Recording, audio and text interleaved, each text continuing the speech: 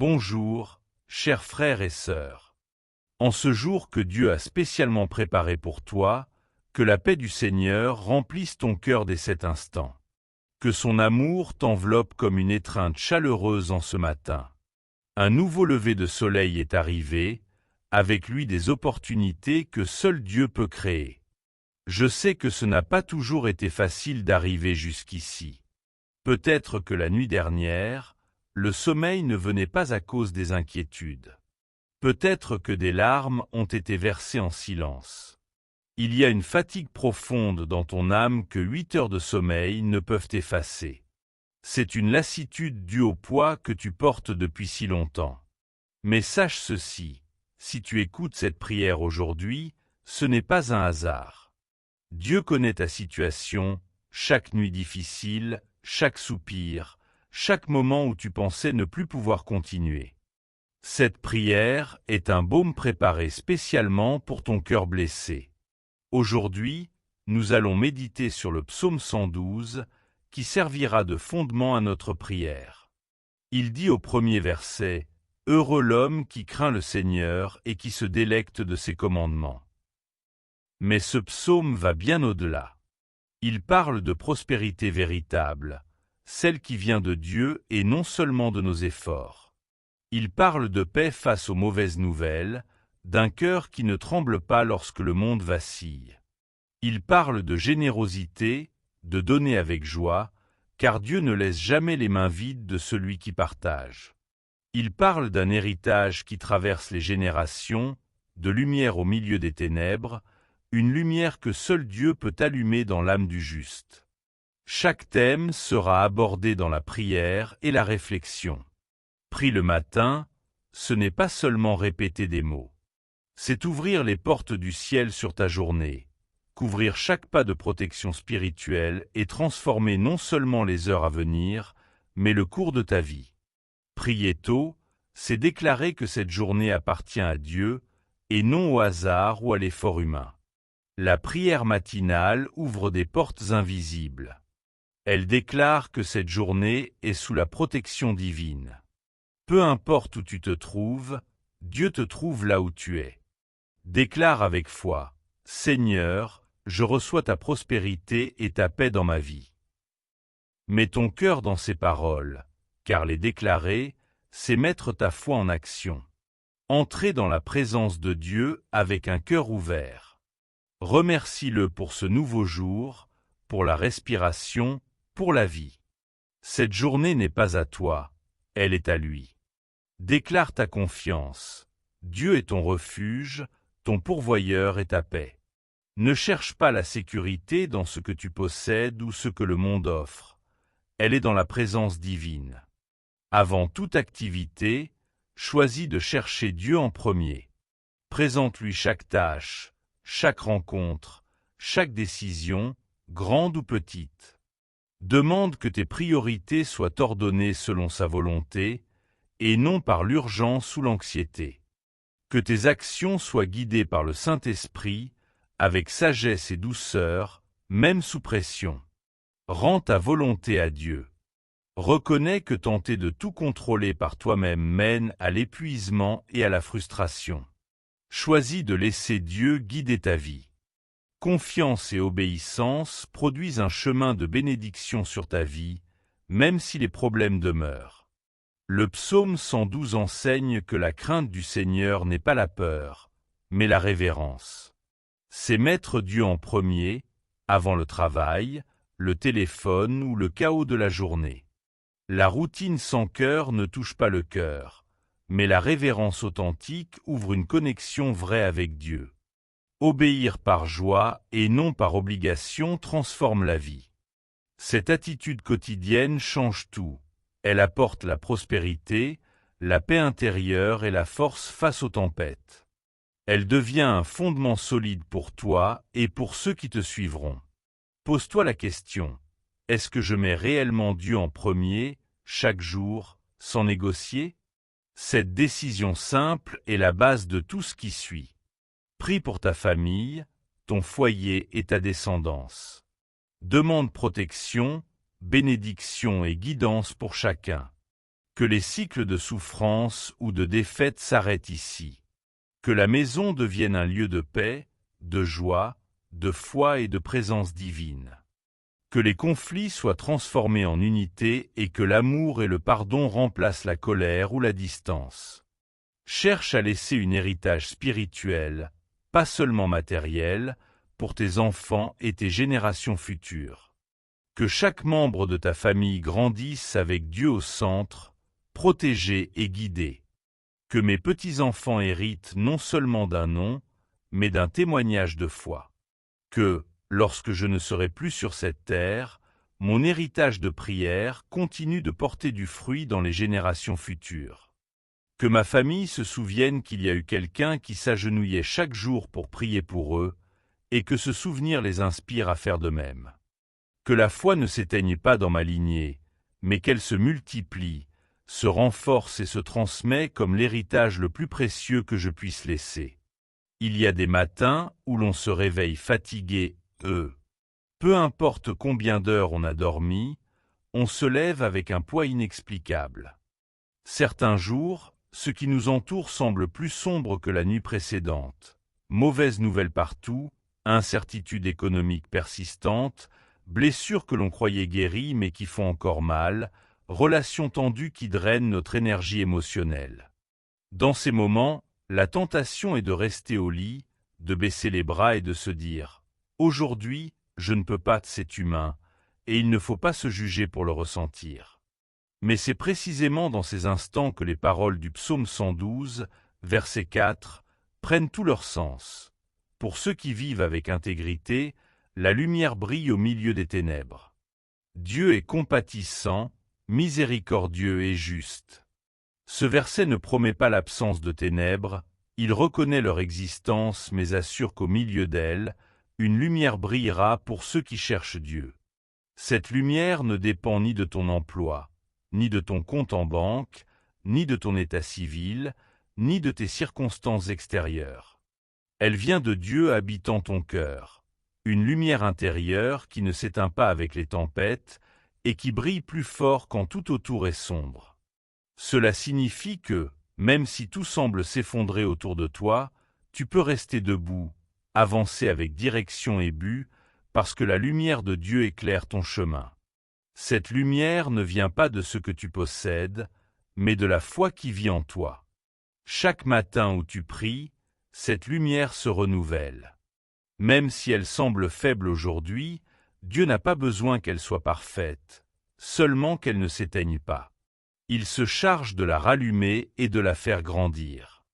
Dans les moments de ténèbres, ton témoignage peut être la lumière dont quelqu'un a besoin pour retrouver le chemin. Ta foi ferme au milieu du chaos, ta sérénité quand tout le monde panique, ta générosité quand d'autres retiennent par peur, ton espérance quand le monde dit qu'il n'y a pas de sortie.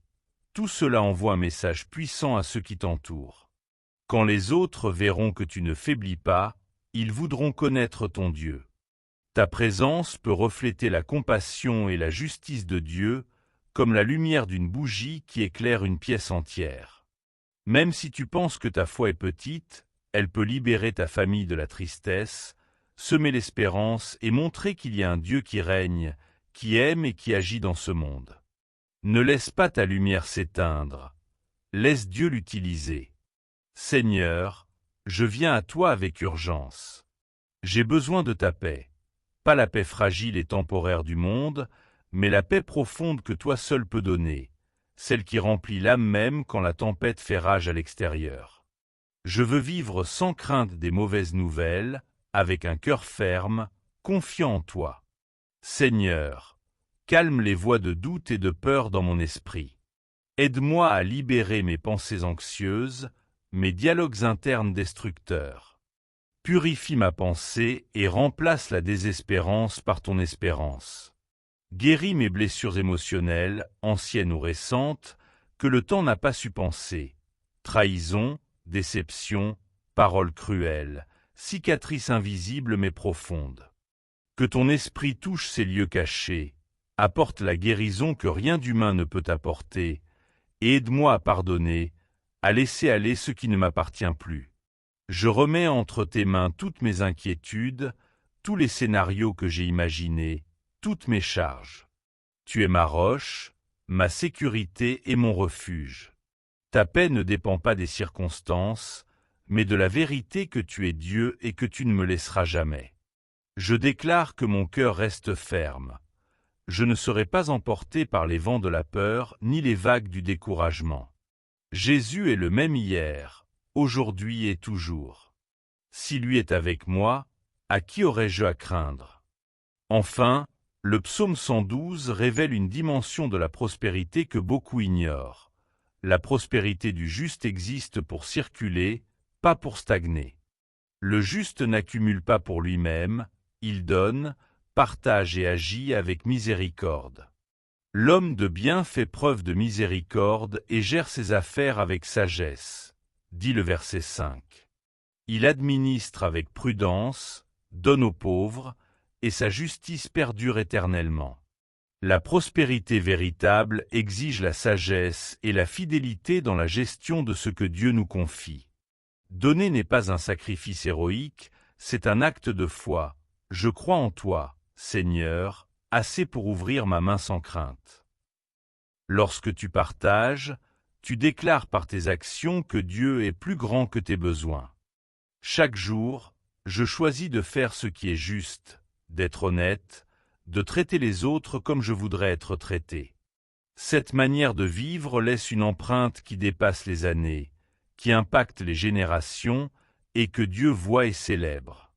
Le monde te dit que prospérer, c'est avoir un compte en banque rempli, une voiture neuve, une grande maison, un statut qui impressionne.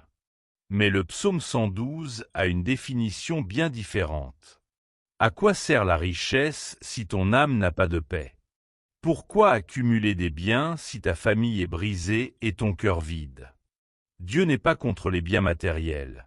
Il est un Père généreux qui veut pour ses enfants ce dont ils ont besoin, mais il désire surtout te donner ce que l'argent ne pourra jamais acheter. Un cœur fort qui ne tremble pas, un esprit en paix qui dort tranquillement, une sérénité qui sait que Dieu a tout sous contrôle. Réfléchis honnêtement à ta relation avec la générosité et la gestion de ce que Dieu t'a confié. Pas par culpabilité, car Dieu ne condamne pas, mais avec sincérité. Suis-je généreux avec mon temps, mes ressources et mon attention envers les autres?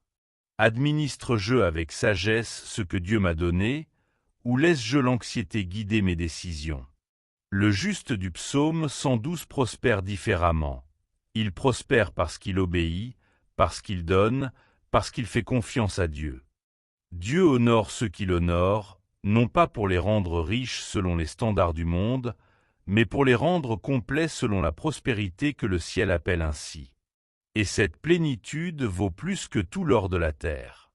Seigneur, tu connais les rêves que je garde dans mon cœur. Certains je les ai partagés, d'autres toi et moi seul les connaissons. Des projets qui attendent depuis des années, des idées nées en prière, mais qui n'ont pas encore trouvé la porte pour se réaliser. Parfois, ces rêves semblent trop grands pour moi, mais tu les as plantés en moi. Aujourd'hui, je te demande sagesse pour les gérer, des portes ouvertes pour les concrétiser, et surtout la force de ne pas abandonner quand le chemin sera difficile. Que ce jour marque le début d'un progrès surnaturel sur ce qui semblait inaccessible. Que ce qui était arrêté commence à bouger par ton pouvoir. Je déclare avancement dans ma vie, que je ne stagne pas, que je ne recule pas, que je ne reste pas bloqué par la peur ou par le confort déguisé en prudence. Seigneur, souffle la vie sur ce qui est sec dans mon travail, mes projets et mes initiatives. Reviens sur ce qui était mort. Là où il y avait stagnation, fais circuler le mouvement. Là où il y avait sécheresse, apporte l'abondance. Ouvre les portes fermées et ferme celles qui ne me conviennent pas, même si elles semblent attrayantes, car parfois ce qui brille n'est pas de l'or, et ce qui semble être une opportunité est un piège déguisé en bénédiction. Donne-moi la capacité de discerner les opportunités qui viennent de toi et celles qui sont des distractions de l'ennemi. Donne-moi la vision spirituelle pour ne pas me laisser guider par ce que mes yeux voient, mais par ce que ton esprit confirme dans mon cœur. Je veux marcher selon ta volonté, pas selon mes impulsions humaines ni mes émotions passagères. Que chaque pas que je fais dans le travail ou mes projets soit guidé par ta main, pas par mon ambition. Je me lève en foi et déclare guerre à tout plan de l'ennemi. Le psaume 112, verset 8, dit que le juste ne craindra pas jusqu'à voir la victoire sur ses ennemis. Aujourd'hui, je fais mienne cette promesse. Tout plan de l'ennemi contre ma vie, ma famille, mon travail, mes projets ou mon objectif est annulé par la puissance de Dieu. Toute confusion contre mes décisions se dissout maintenant. Tout obstacle placé pour me retenir est renversé. Je ne combats pas avec ma force ni avec des armes humaines, mais avec l'autorité que Dieu m'a donnée comme enfant de Dieu. Dans cette autorité, je déclare la victoire. Protège mon esprit des pensées de défaite, mon cœur de l'amertume, mon corps de toute maladie ou attaque contre ma santé. Seigneur, sois ma protection intégrale dans toutes les sphères de ma vie.